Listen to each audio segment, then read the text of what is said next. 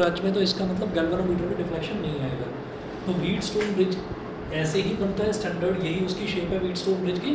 ठीक, इसको ब्रिज क्यों बोलते हैं कि ऐसा लगता है जैसे यहाँ से ब्रिज की जैसी शेप है, नीचे से भी ऐसा लगता है कि जैसे वो अंडर ब्रिज वाली जो शेप है इस तरीके की शेप है, इसलिए व्हीटस्टोन ब्रिज बोल देते हैं। दूसरा, इसकी कंडीशन ये होती है कि गैल्वेनोमीटर में अगर डिफ्लेक्शन नहीं है तो this resistance upon this P upon Q is equal to R upon S, ये होता है। तो हम यहाँ पर कहेंगे कि since there is no deflection, since there is no deflection in the galvanometer,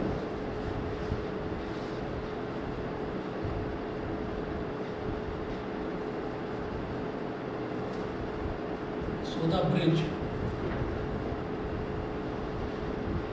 is in its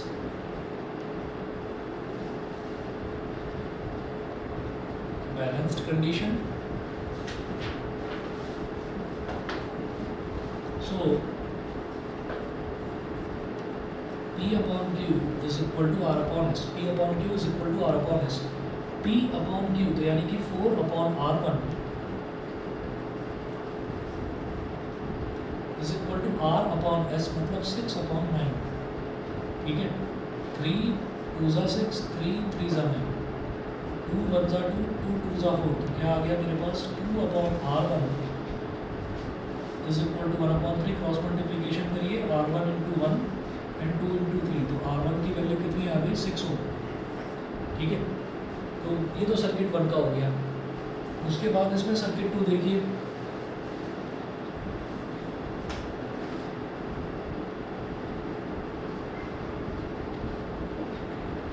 तो सिर्फ यही सिंपल सी कंडीशन है व्हीटस्टोन ब्रिज अगर बैलेंस कंडीशन में होगा तो हमारा ये वाला रेजिस्टेंस अपॉन ये वाला resistance P upon Q is equal to R upon S, ये होता है। ठीक है, उसके बाद अगला देखेंगे जो सर्किट 2 दे रखा है। सर्किट 2 में क्या किया है इन्होंने गैल्वेनोमीटर और बैटरी की पोजीशन चेंज कर दी। तो ये चीज़ आपको याद रखनी है कि अगर गैल्वेनोमीटर और बैटरी की पोजीशन चेंज कर देते हैं तो व्हीटस्टोन ब्रिज पर कोई फर्क नहीं पड़ता।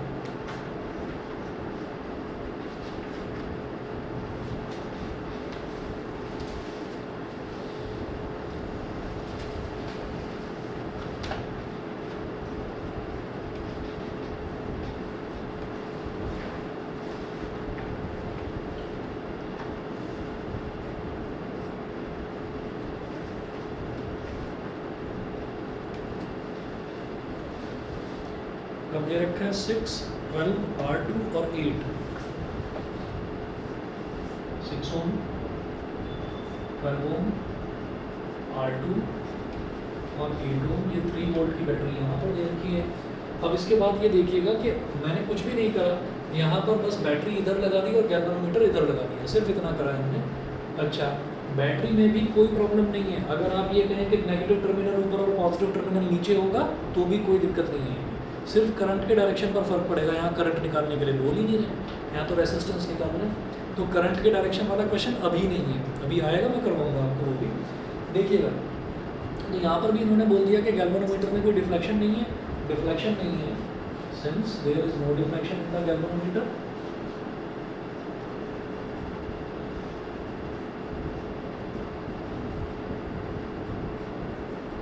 There is no deflection in the galvanometer.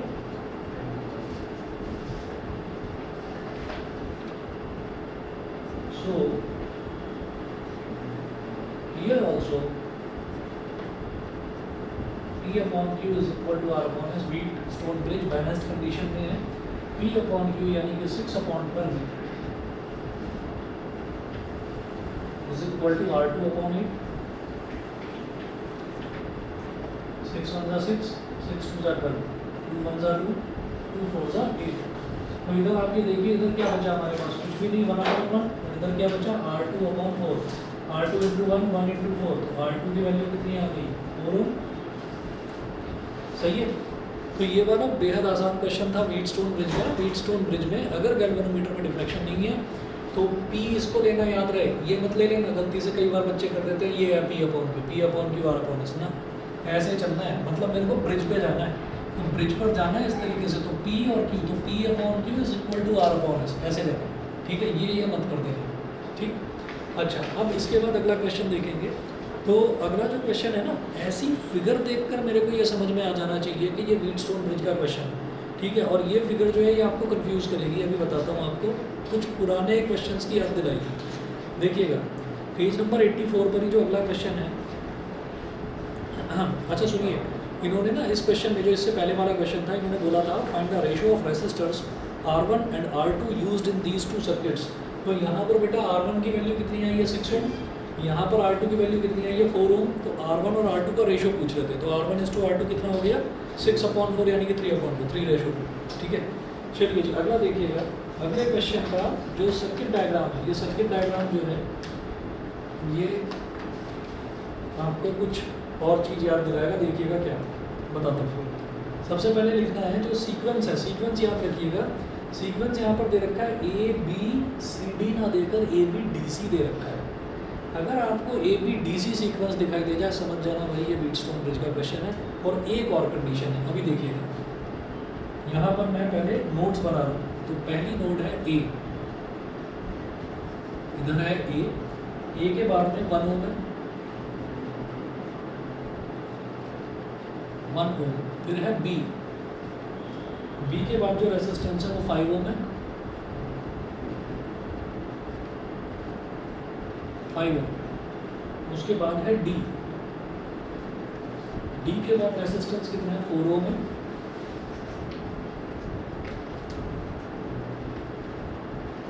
और फिर लास्ट में है C, ठीक। उसके बाद A और D के बीच में है 2 ओम, A और D के बीच में 2 ओम। फिर क्या बचेगा B और C, B और C के बीच में 2 ओम।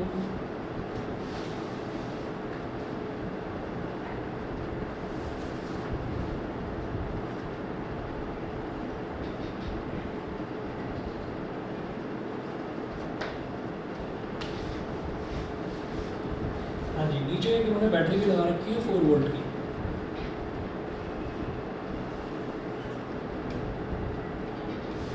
वोल्ट की बैटरी लगा रखी है नीचे। उसके बाद अब देखिएगा, वो कह रहे हैं calculate the current drawn from the battery by the network of resistors shown in figure. तो आंसर भी दे रखा है 2 एम्पियर। अभी देखते हैं क्या करना है इसमें। देखिए, आपको याद होगा कि हम ना एक क्वेश्चन हमने ऐसा देखा था जहाँ पर यही 1, 2 और 3 रेसिस्टेंसेस एक के पीछे एक जुड़े हुए थे, ठीक है। और उसमें यहाँ पर जैसे ये A है और ये D है, तो इन दोनों के बीच में वायर जुड़ा हुआ था, सिर्फ एक वायर था, रेसिस्टेंस नहीं था।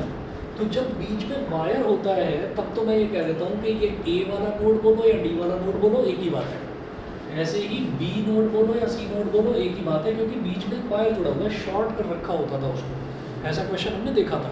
और फिर वो जो 3 रेसिस्टेंसेस होते थे, वो तीनों रेसिस्टेंसेस पैरेलल में हो जाते थे, ठीक है। तो जैसे जैसे आप एक बार या 2 बार इस चैप्टर को रिवाइज करोगे तो आपको याद आ जाएगा कि अच्छा बीच में वायर जुड़ा हुआ है, तो 1, 2, 3 तीनों रेसिस्टेंसेस आपके पैरेलल में होंगे। लेकिन जब भी बीच में रेसिस्टेंसेस जुड़ा हुआ हो तो आपको ये याद रखना है कि ये हमारा व्हीटस्टोन ब्रिज ही बनेगा, ठीक है। अब व्हीटस्टोन ब्रिज बनेगा, बनने के बाद में बैलेंस कंडीशन आएगी या नहीं आएगी, वो चेक करना है हमारा काम। तो देखिए कैसे होगा। हाँ जी, अभी बता रहा हूँ, अभी तो बताया ही क्या है, सुनो तो सही। आप ये बताओ, आपने ये देखा था यहाँ से यहाँ पर जो हमने वायर जोड़ रखा था, सिंपल सिर्फ एक वायर जोड़ा था, तो मैं उसको बोल देता था कि A और D दोनों के दोनों एक ही बात है। हम ना ऐसे कर देते थे। देखिए, मैं पुरानी चीज़ रिकॉल करा रहा हूँ क्योंकि उसमें और इसमें कन्फ्यूज़न होता है बच्चों को, इसलिए बता रहा हूँ। अगर मान लीजिए यहाँ पर सिर्फ वायर होता तो मैं बोल देता A और D एक ही बात है, तो मैं यहाँ पर ऐसे लिख देता A/D, ठीक है।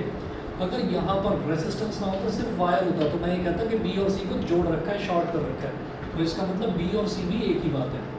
हम ये कह देते हैं, यहाँ पर एक नोड बना देता, this node is A as well as D। यहाँ पर एक नोड बना देता, this node is B as well as C। अब यहाँ पर हम ये कहते हैं कि A और B के बीच में क्या है 1 ओम, तो A ये है और B ये है, तो A और B के बीच में क्या है 1 ओम, ये हो गया 1 ओम। फिर हम ये कहेंगे B और D के बीच में क्या है 5 ओम, तो ये B है और ये D है, B और D के बीच में क्या है 5 ओम। फिर हम ये कहेंगे D और C के बीच में क्या 4 ओम, तो D ये है और C ये है, तो D और C के बीच में कितना है 4 ओम, ठीक है। ये कब होता, जब यहाँ पर सिर्फ एक वायर लगा हुआ होता, ये तब होता। ठीक है, याद आ गया ये वाला क्वेश्चन हमने सीरीज और पैरेलल रेसिस्टेंसेस वाले में करा था, ये वाला। अच्छा, अब यहाँ पर ये तो नहीं है, यहाँ तो रेसिस्टेंस जुड़ा हुआ है, तो इस चीज़ को भूल जाइए, ये चीज़ वहाँ पर था रेसिस्टेंस वाले में, हटाइए इसको। ठीक है, तो अब देखिएगा अब क्या करना है। यहाँ पर सीक्वेंस जो है वो ABDC है, इंसानों वाला नहीं है।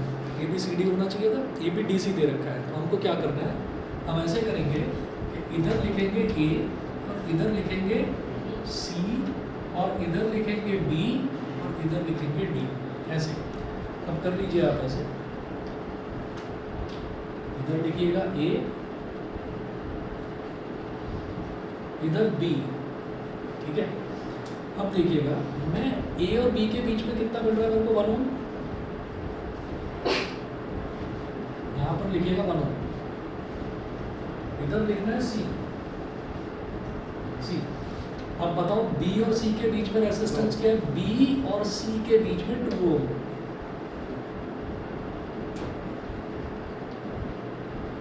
ठीक है, अच्छा इस तरफ क्या लेंगे हम, D लेंगे। ठीक, अच्छा अब A और D के बीच में बताइए, A और D के बीच में 2 ओम।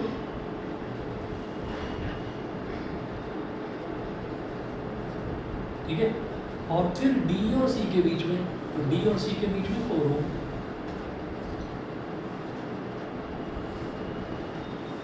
ये हो गया 4। और यहाँ पर एक बैटरी लगी हुई है 4 वोल्ट की, 4 वोल्ट की बैटरी। और जरा देखो B और D के बीच में भी कुछ है, B और D के बीच में 5 ओम,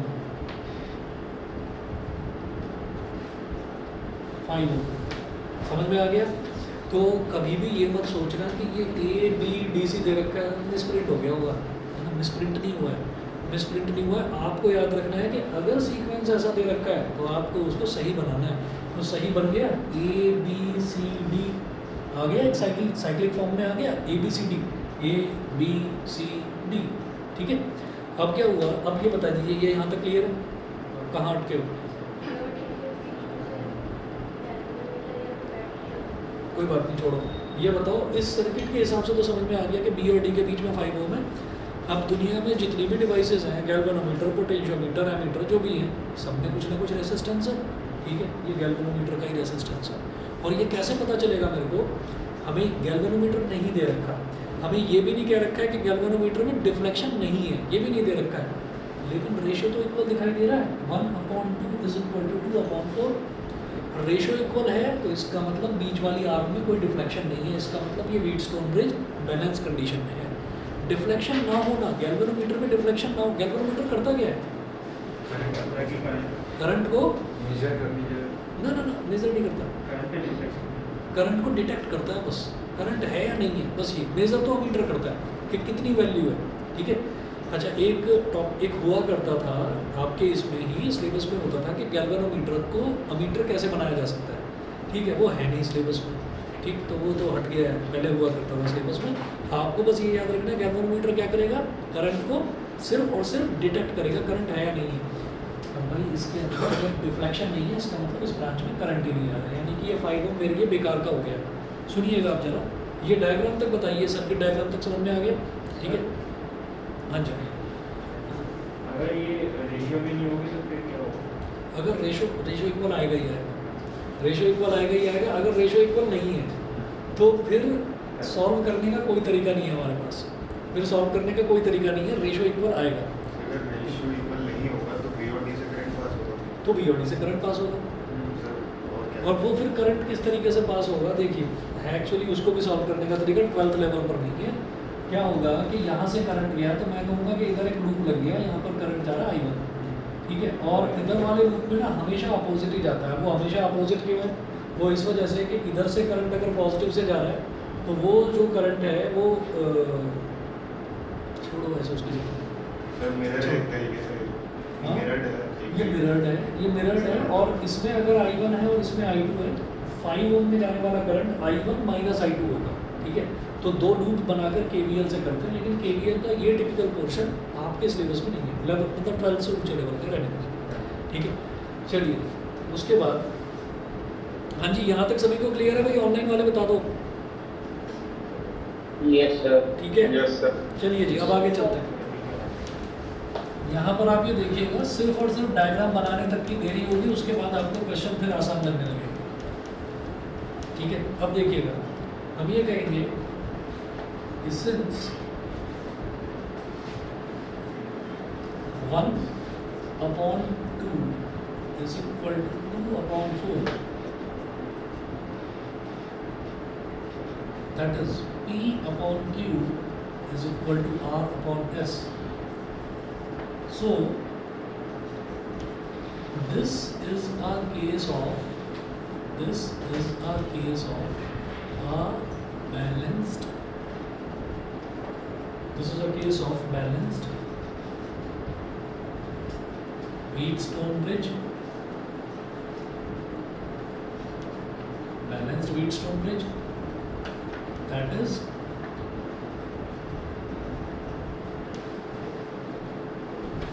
there will not be any current. There will not be any current in the arm BD. There will not be any current in the arm BD, क्योंकि गैल्वेनोमीटर में बीच में गैल्वेनोमीटर लगाते हैं, गैल्वेनोमीटर में कोई डिफ्लेक्शन ही नहीं है, तो there will not be any current in the arm BD.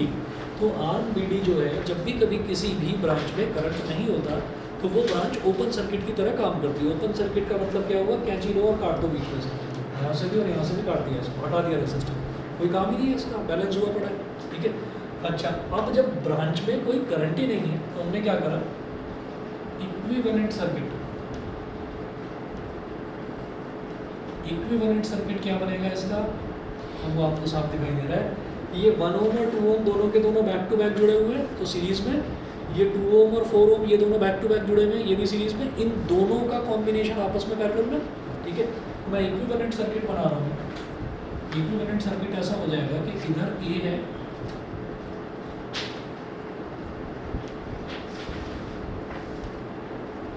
ये 1 ओम, ये 2 ओम, ये 2 ओम और ये 4 ओम. ठीक है, इधर लिख दीजिए C, इधर लिख दो B और इधर लिख दो D. ज़्यादा चाहो दिखाने के भी मैंने इसी को करा है. ठीक, तो ये बस 2 टूटे हुए तार दिखा दिए यहाँ से.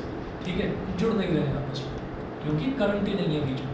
ठीक, अच्छा जी, अब इसके बाद हमें क्या करना है? ये जो A है ये इधर पॉजिटिव टर्मिनल से कनेक्टेड है और C जो है ये नेगेटिव टर्मिनल से कनेक्टेड है of a battery of 4 volt. अब क्या करेंगे? 1 ohm and 2 ohm are in series, तो यहाँ पर ऐसे आप एक इसको डॉट लगाकर एनसर्कल करो, इस तरीके से एक बॉक्स बना लो, इसको लिख दो R1. ऐसे इसको मेंशन कर दो R2. तो clearly R1 is equal to, ये 1 और 2 दोनों सीरीज में है, तो सीरीज में सीधा सीधा रेसिस्टेंसेस ऐड अप हो जाते हैं. R1 कितना हो गया? 3 ओम. R2 कितना हो गया? 2 + 4 यानी कि 6 ओम. ठीक है,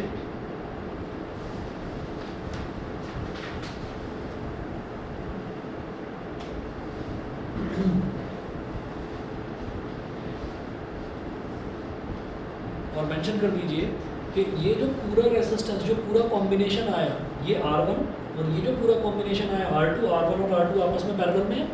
ठीक है, तो लिखिएगा since R1 and R2 are in parallel,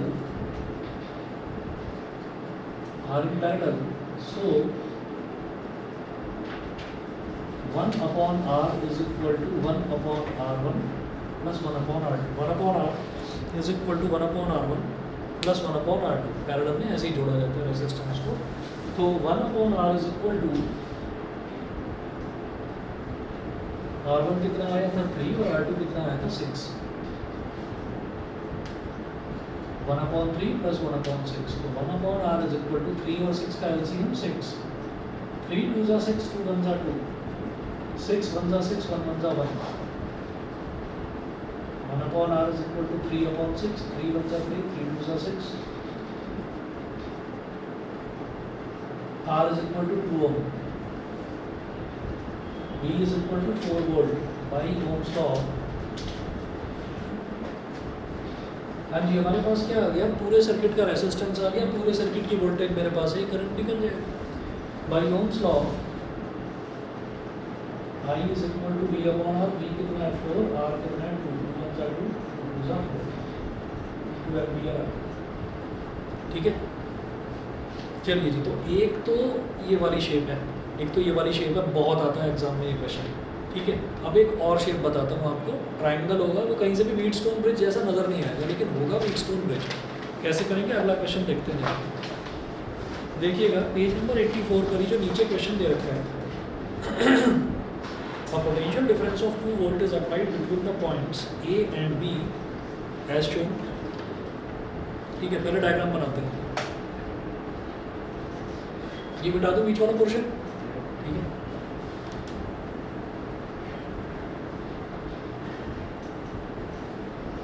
इसमें डिपेंड करता है कि बाहर के सर्किट से कहाँ से कनेक्ट किया है। हाँ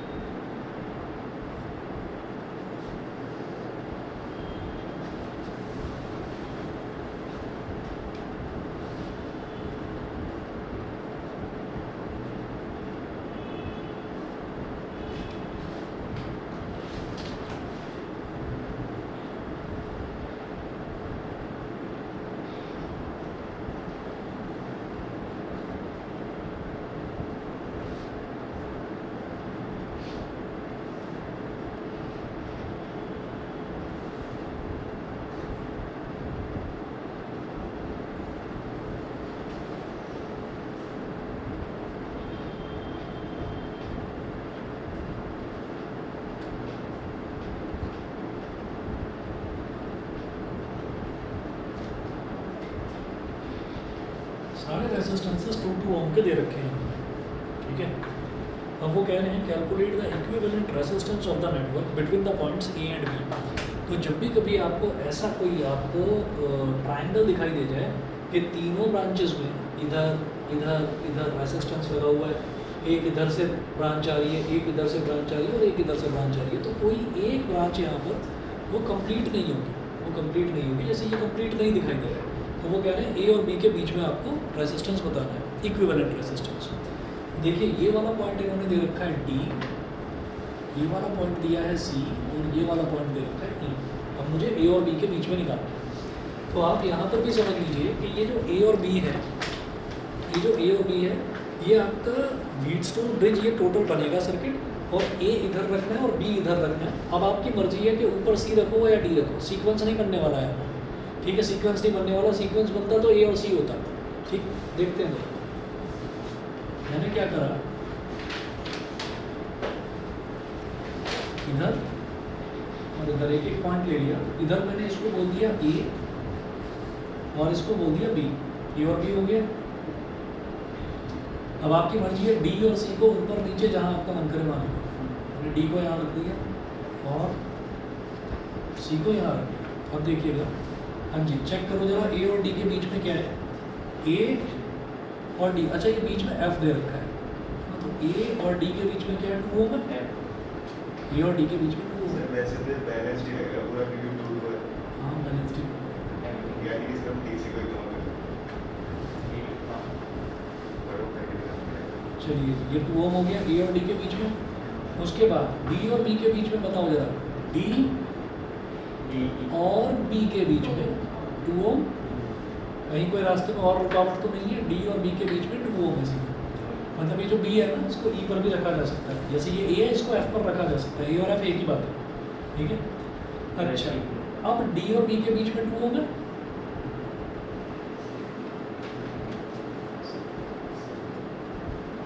ये हो गया 2 ओम।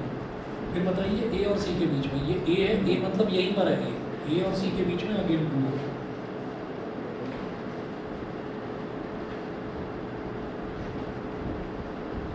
बी और सी के बीच में, तो बी मतलब यहीं पर और सी ये रहा, तो बी और सी के बीच में, अब ई और बी एक ही बात है ना, तो बी और सी के बीच में 2 ओम।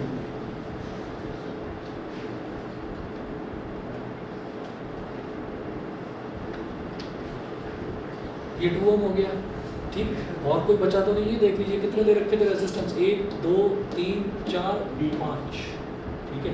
तो डी और सी के बीच वाला बच गया, तो आप ये देखिए ये डी है और ये सी है, इन दोनों के बीच में भी 2 ओम है। कोई ज़रूरत तो है नहीं वैसे इसको लगाने की, क्योंकि आपने देख लिया 2/2 और 2/2 बैलेंस्ड है, ठीक है। तो ये भी 2 ओम का हो गया, ठीक है। अच्छा, अब जरा क्वेश्चन में देखिएगा, ये क्या पूछ रहे हैं, the equivalent resistance of the network between the points A and B, ठीक है। कोई वोल्टेज वगैरह भी है क्या?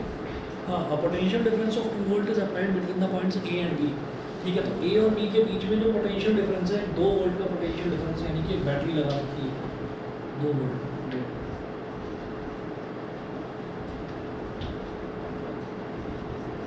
ये 2 वोल्ट हो गया, ठीक।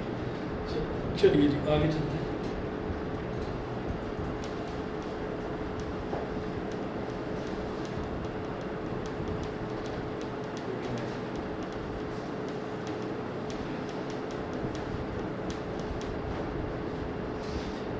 हाँ जी, अब जरा देखिएगा, हम यहाँ पर कहेंगे कि 2/2 here also 2/2 is equal to 2/2, that is T/Q is equal to R/S. So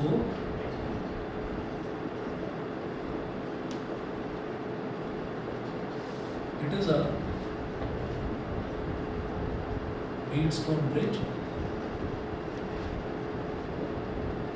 in balanced condition. That is, no current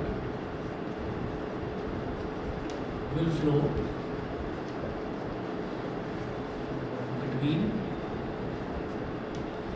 D and C. तो D और C के बीच में कोई करंट फ्लो नहीं करेगा,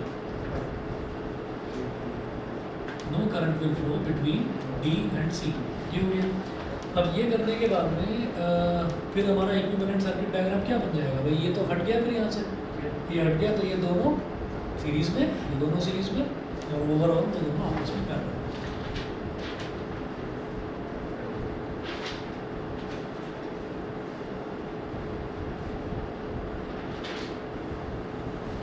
equivalent circuit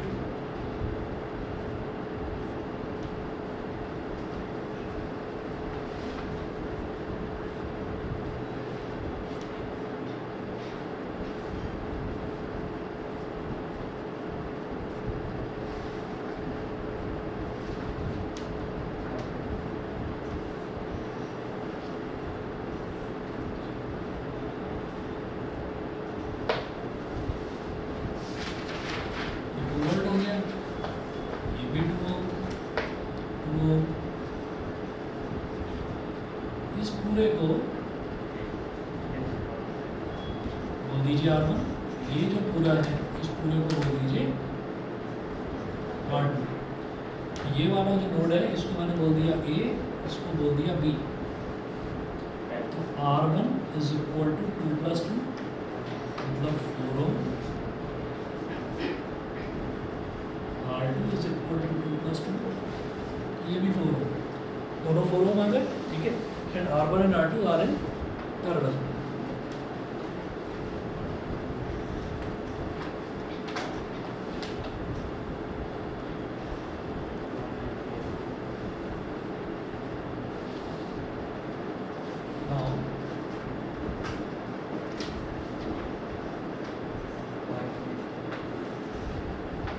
R1 and R2 are in parallel. जब दोनों parallel में हैं तो फिर वही 1/R is equal to 1/R1 plus 1/R2। 1/R1 कितना है? ये भी 4, ये भी 4।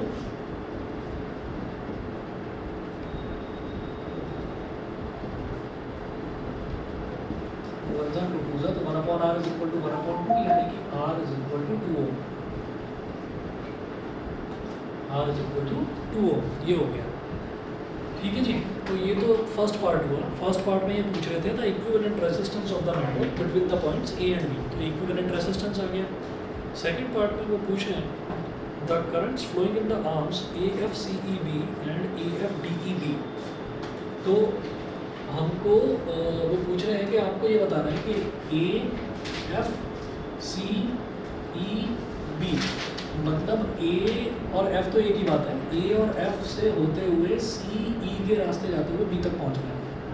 ठीक है। तो कुल मिलाकर ये है कि इसको मैं ऐसे बोल सकता हूँ कि A/F, A/F, A और F एक ही बात है, B और E एक ही बात है।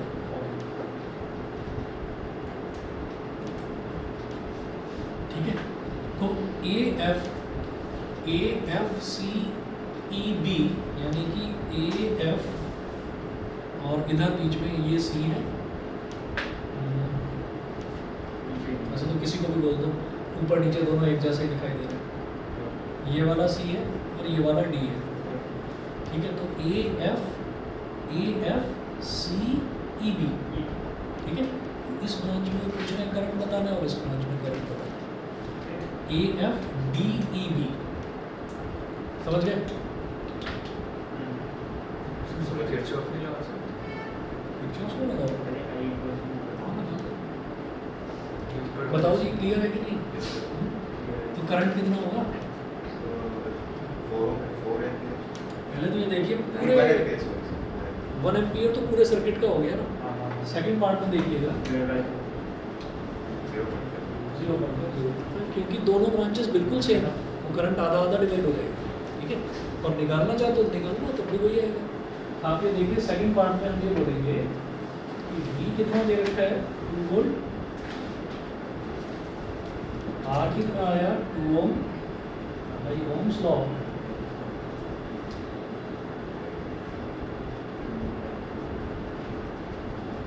I is equal to V/R, तो 2/2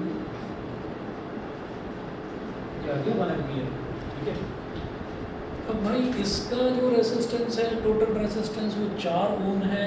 हम ये कहेंगे कि पैरेलल में जा रहा है तो इधर voltage will remain the same and current will divide. तो इधर I1 हो गया, इधर I2 हो गया। I1 कितना हो जाएगा? वोल्टेज कितनी होगी पूरे में? 2 वोल्ट ही होगी, क्योंकि पैरेलल में voltage remain same and current divides. तो 2 वोल्ट वोल्टेज है और 4 ओम जो है वो रेसिस्टेंस है। तो करंट कितना आ जाएगा? 2/4 0.5। यहाँ पर भी 2/4 0.5 छोड़ दूँ, हो जाएगा ना? ठीक है। तो हम ये कहेंगे current in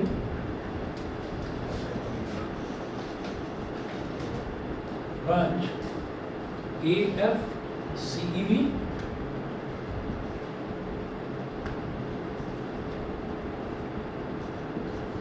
is equal to 0.5 ampere. 0.5 ampere current in branch AFDEB, ये भी 0.5 एम्पीयर। बता देना भी कहीं पर कोई डाउट आ रहा हो तो किसी। चलिए जी अगला क्वेश्चन देखते हैं। अगले क्वेश्चन में क्या करा है? इन्होंने रेसिस्टेंस जोड़ दिया है। पेज नंबर 85 पर अगला क्वेश्चन देखिएगा। इसमें इन्होंने रेसिस्टेंस जोड़ दिया है, खुला नहीं छोड़ा उसको। ठीक, तो क्या करेंगे? ये मिला रहा हूँ इधर से।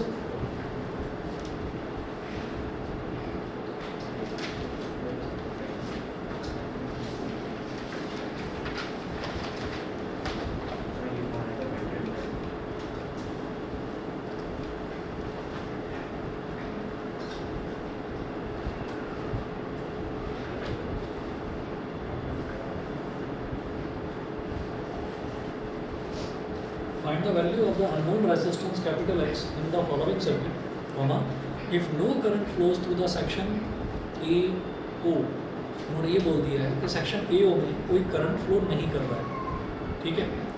Also calculate the current drawn by the circuit from the battery of EMF 6 volt and negligible internal resistance, ठीक है. तो सर्किट देखिएगा क्या दे रखा है, यहाँ पर है A,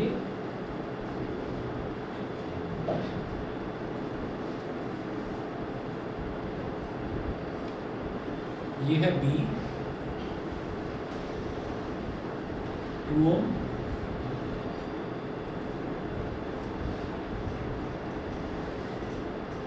ten ohm,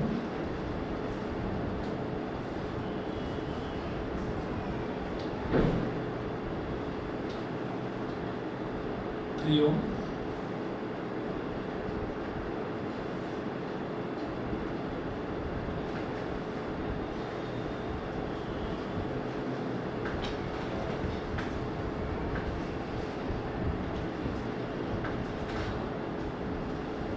4 Om,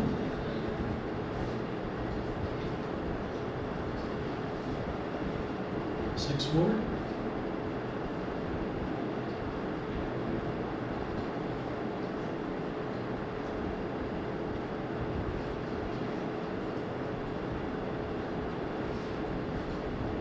2.4 ohm, C,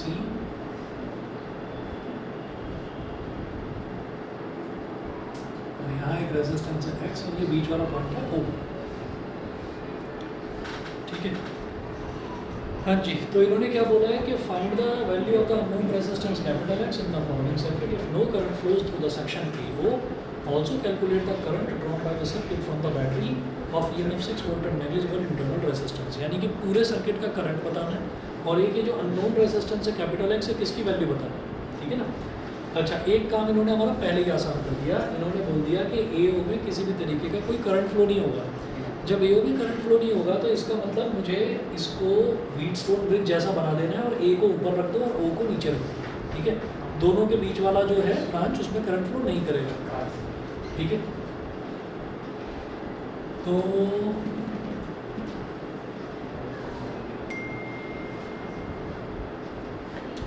A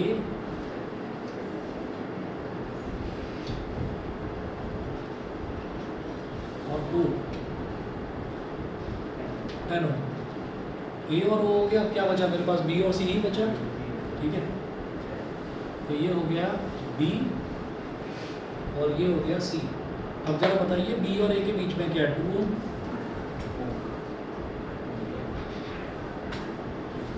2 Om. A और C के बीच में क्या है, 4 ओम.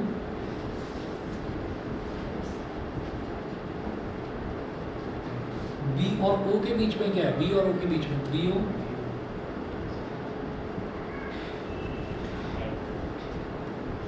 ठीक है.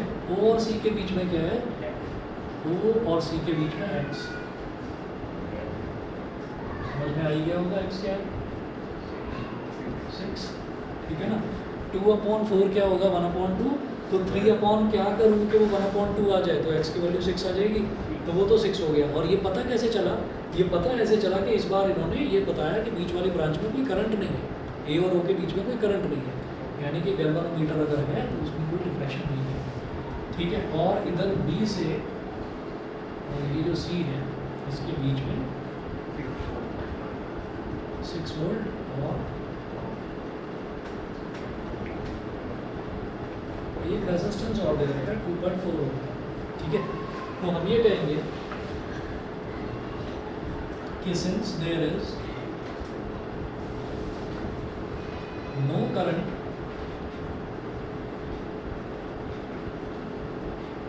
in the branch, since there is no current in the branch AO,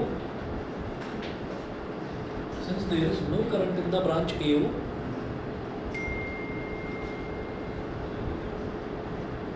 so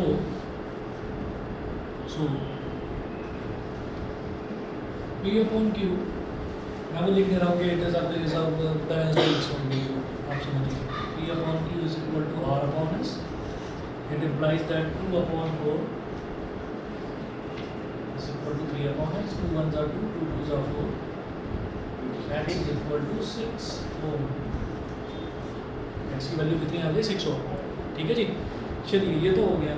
उसके बाद अब वो कह रहे हैं पूरे सर्किट का करंट निकालना है। अब इन्होंने इसमें एक चीज़ और दे दी है, बस आप ये देख लीजिए कि एक एक्स्ट्रा रेजिस्टेंस और दे रखा है 2.4, जरा सी मेहनत और करवाना चाह रहे हैं, कुछ मुश्किल नहीं होती, हो जाएगा। तो हम ये कहेंगे इसका इक्विवेलेंट सर्किट डायग्राम क्या बनेगा?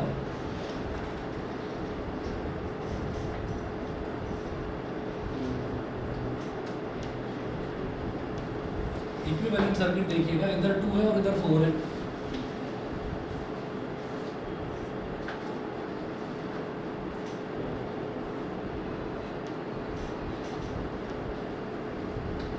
ओम 4 ओम, बी डी 3 ओम, 6 ओम,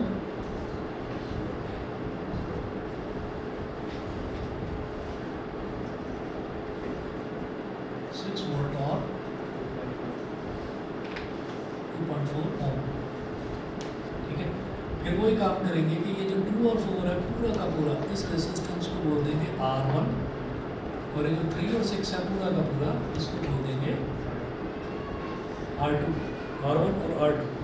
ठीक है, तो ऊपर वाले जो दोनों रेजिस्टेंसेस हैं वो सीरीज में है, तो दोनों को ऐड कर लीजिए। R1 इज इक्वल टू 2 + 4,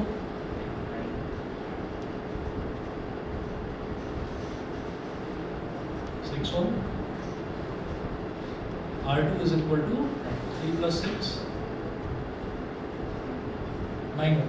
ठीक है, अभी R1 और R2 जो है वो पैरेलल है ना हो,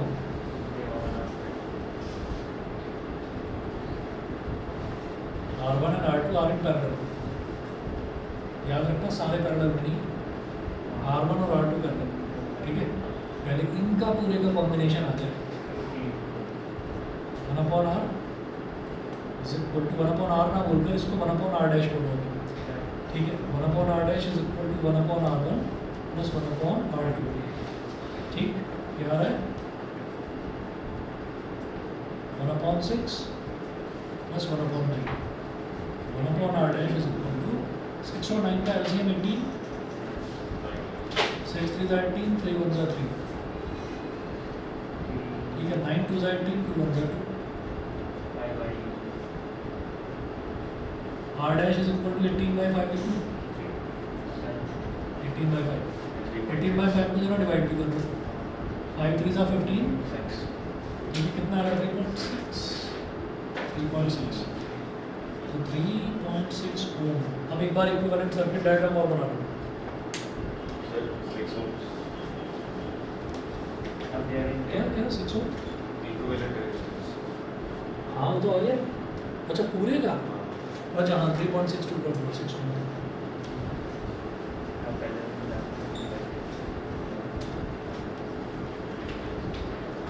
हाँ जी, देखिएगा इक्विवेलेंट सर्किट बनाऊंगा एक बार फिर से।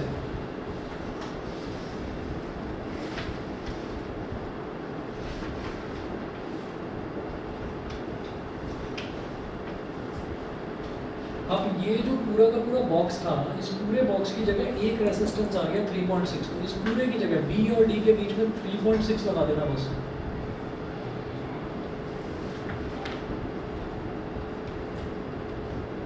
इधर D है, और फिर इधर से पॉजिटिव टर्मिनल,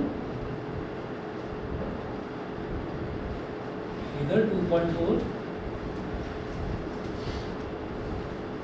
ठीक है, तो पॉजिटिव से स्टार्ट हुए, घूम फिर कर नेगेटिव पर आ गए, तो यहाँ से एक के पीछे एक जुड़े हुए हैं 3.6, समझ गए? पैरेलल में नहीं है। ठीक, तो R कितना हो जाएगा? R is equal to 3.6 plus 2.4, कितना हो गया? 6 ओम। ये 6 वोल्ट था। देयरफॉर पूरे सर्किट का रेजिस्टेंस 6 ओम आ गया, पूरे सर्किट का वोल्टेज 6 वोल्ट दे रखा है। I is equal to V/R 6/6, 1 ampere, 1 ampere.